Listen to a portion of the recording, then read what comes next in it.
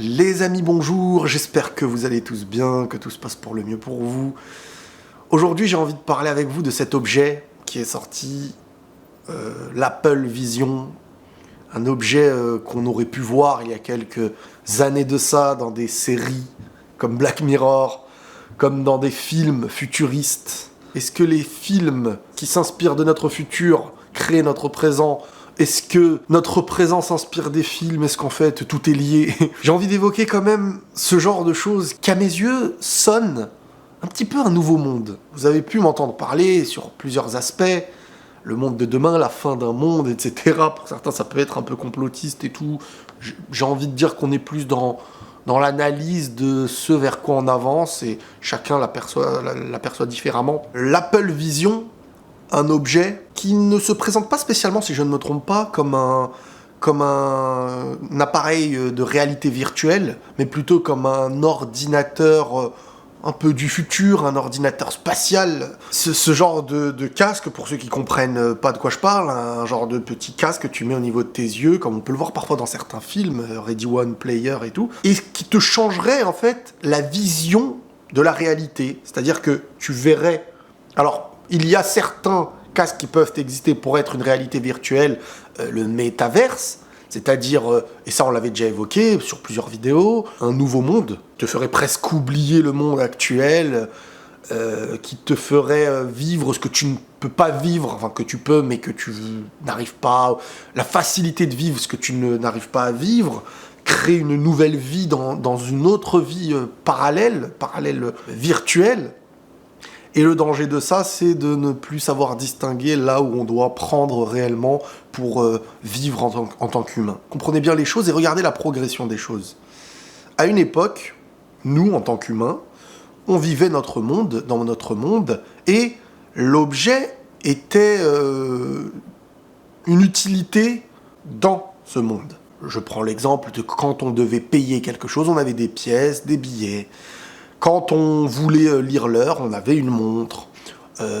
Quand le matériel était là pour accompagner notre vie. Et plus le temps passe, plus notre vie dépend du matériel de plus en plus. Et plus le temps passe encore, et plus le matériel est notre vie. C'est-à-dire qu'aujourd'hui, si on te dit il faut t'inscrire sur telle chose, site internet, machin, une personne qui n'a pas internet ne peut pas s'inscrire. Mais il est devenu inconcevable qu'une personne lambda aujourd'hui n'ait pas internet. Et si tu ne l'as pas, c'est toi, tu es la personne à qui il manque quelque chose. C'est toi qui n'es pas mis dans la case, dans la norme. Et aujourd'hui, on le voit avec les cartes bancaires.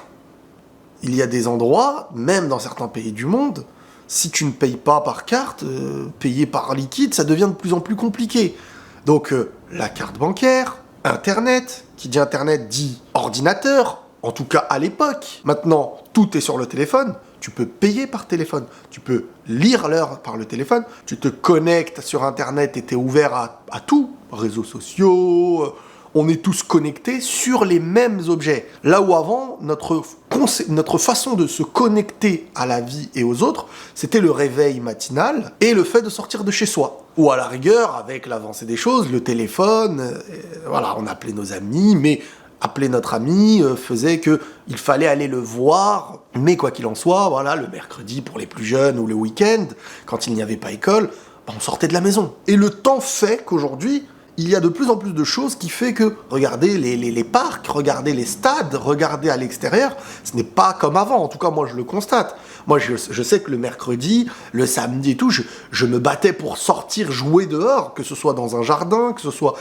Et mes parents étaient plus dans l'idée, non, mais ne sors pas trop. Aujourd'hui, c'est l'inverse. Des parents vont se battre pour que l'enfant sorte de chez lui. Parce qu'en fait, tout ce que notre être avant voulait chercher à l'extérieur pour le loisir, pour s'amuser, se retrouve aujourd'hui connecté virtuellement. Les jeux, Internet, nos téléphones, tout est déjà sur place. C'est presque en nous. Alors, quand on entend Elon Musk dire certaines choses, comme qu'on veut intégrer dans notre esprit, parfois même cette idée d'informatique qui pourrait révolutionner, selon certains, le monde, moi je dirais que ça viendrait à nuire et à presque couper l'humain de ce qu'il est, et on se rend compte que aujourd'hui on est clairement en lien, en rapport direct avec la machine, et il y a volonté que demain, nous deviendrons la machine. Voilà comment j'évoque les 3 étapes.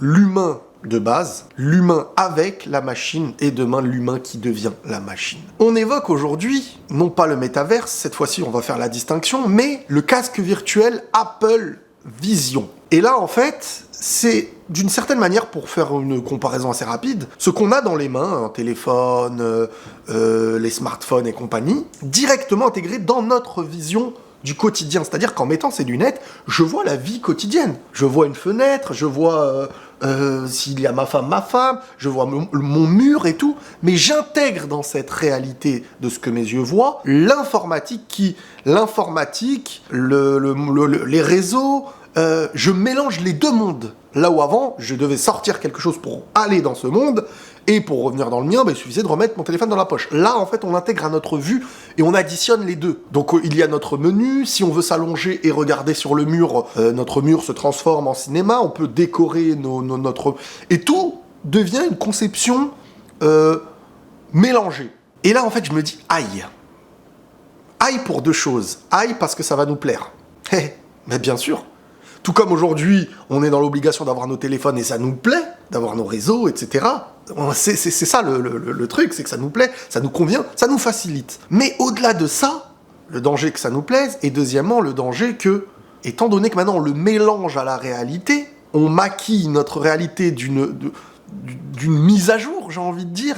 Qu'est-ce que le monde devient ou deviendra quand il n'y a plus ces lunettes ? Étant donné qu'avoir les lunettes, c'est le même monde avec de la mise à jour informatique, avec beaucoup de choses en plus. Cette conception où dans 50 ans peut-être, je vais loin, hein, les enfants vont naître en se disant « mais il suffit que je m'assoie, il suffit de m'asseoir sur un siège et regarder un mur, que dans ce mur, le monde extérieur qui n'a pas ces lunettes ne verront pas ce que je vois, mais moi, je suis en plein cinéma, je suis en plein jeu, je suis en pleine discussion, j'en suis en pleine réunion, je suis assis, je m'amuse, je cours, etc. Tout comme aujourd'hui, quand on se pose devant un écran, on peut discuter, s'amuser, sauf que là, c'est intégré. Qu'est-ce qui se passe quand on enlève ses lunettes ? Imaginez 50 ans, imaginez 100 ans d'habitude où le quotidien, c'est le matin, on met nos lunettes virtuelles, et au bout de 100 ans de cette habitude, on t'enlève ces lunettes virtuelles. Tu te confrontes au monde réel.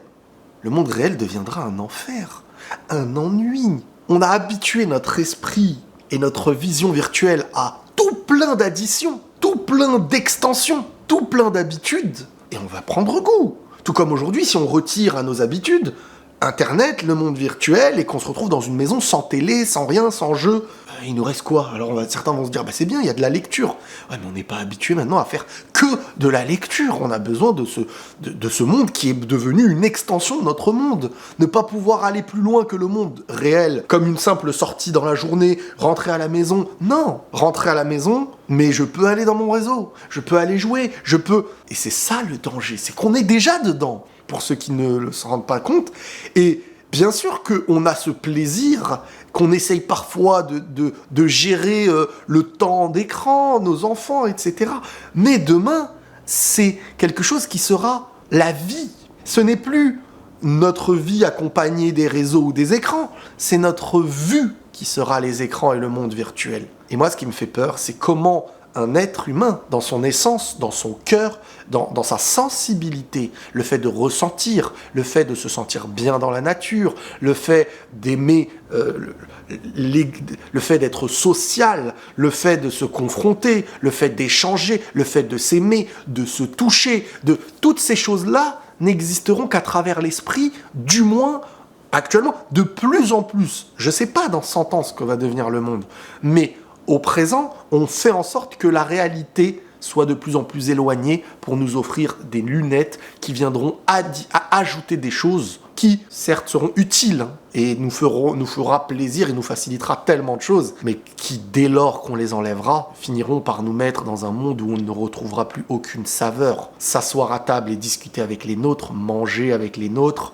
sera un monde tellement peu animé qu'on ne rêvera que de remettre nos lunettes pour se retrouver dans toute cette addition d'extension et de facilité. Et c'est là où, pour moi, l'humain n'arrivera plus à être heureux par ce qui a été créé de Dieu, de sa nature et des animaux, et d'un monde qui au lieu de se déplacer pour s'ouvrir au monde, au lieu d'échanger avec les gens pour s'offrir une richesse l'un et l'autre, on sera tous seuls avec l'idée de faire croire à notre esprit qu'il y a du monde. Et c'est là où il y a une grande part d'inquiétude à mes yeux. C'est là où l'avenir peut faire peur.